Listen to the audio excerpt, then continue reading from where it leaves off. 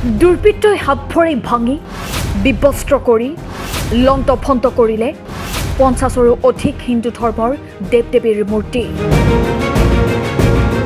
গোলকগঞ্জ চিলাৰায় হৰি মন্দিৰৰ ৰাসত এই দুষ্কৰ্মৰ সাহস এইজন লোকৰ। এওঁ কোনো আলী হুছেইনধাৰী বিশেষ সম্প্ৰদায়ৰ লোক নহয়। এওঁ হৈছে গোলকগঞ্জ পৌৰসভাৰ 4 নং ৱাৰ্ডৰ নিতাই ৰায়। কেৱল ইমানতে ক্ষান্ত থকা বুলি ভাবি ভুল নকৰিব। আজি বৰ দুখৰ বিষয়। আজি গোলকগঞ্জ চিলাৰায় হৰি মন্দিৰত আমাৰ সুন্দৰভাৱে ৰাস চলি আছে। তাৰ মাজতে আজি ৰাতি 2টামান বজাত আমাৰ মূৰ্তিবিলাকৰ কিছুমানৰ হাত ভাঙে, কিছুমানৰ ভৰি ভাঙে, কিছুমান চুলি ছিঙি দিয়ে। এইবিলাক লৈ আজি যদি চোৰ এজন ধৰা পৰিছে, আজি ধৰা নপৰিলে আজি নিশ্চয় হিন্দু মুছলমানৰ এটা গণ্ডগোলৰ সৃষ্টি হয়। তেওঁ ধৰা পৰিছে আৰু এতিয়া পুলিচে লৈ গ'ল।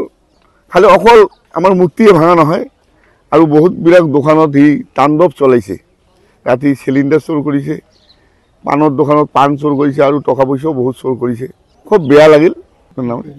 চোৰজনৰ নাম নিতেই বুলি আমি শুনিছোঁ। কিন্তু তেওঁ মই জনা হিচাপে তেওঁ অকলে নহয়, আৰু মানুহ থাকিব লাগে। নহ'লে এজন মানুহে ইমানখিনি কাম কৰিব, দোকান চুৰি কৰিব, তাৰপিছত 100টাৰ নিচিনা আমাৰ প্ৰতিমাৰ মূৰ হাত ভৰি আদি ভাঙিব। এইখিনি এজন মানুহৰে সম্ভৱ নহয়। গতিকে মই প্ৰশাসনক অনুৰোধ জনাওঁ, প্ৰশাসনে যাতে বিষয়টোৰ ওপৰত বা ৰাস পূজাৰ ওপৰত বা মূৰ্তি ভাঙাৰ ওপৰত সুন্দৰভাৱে এটা তদন্ত কৰি তাৰ ব্যৱস্থা লয় যেন।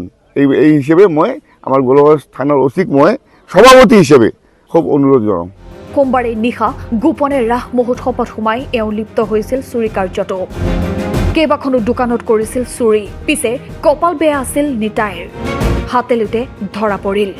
ৰাইজৰ হাতত পৰিস্থিতি উত্তপ্ত হোৱাৰ লগে লগে আৰক্ষী উপস্থিত হৈ আটক কৰে ধৃত নিতাই ৰায়ক। গোলকগঞ্জৰ পৰা আজিনুৰ হুছেইনৰ ৰিপৰ্ট, নেশ্যন এনি।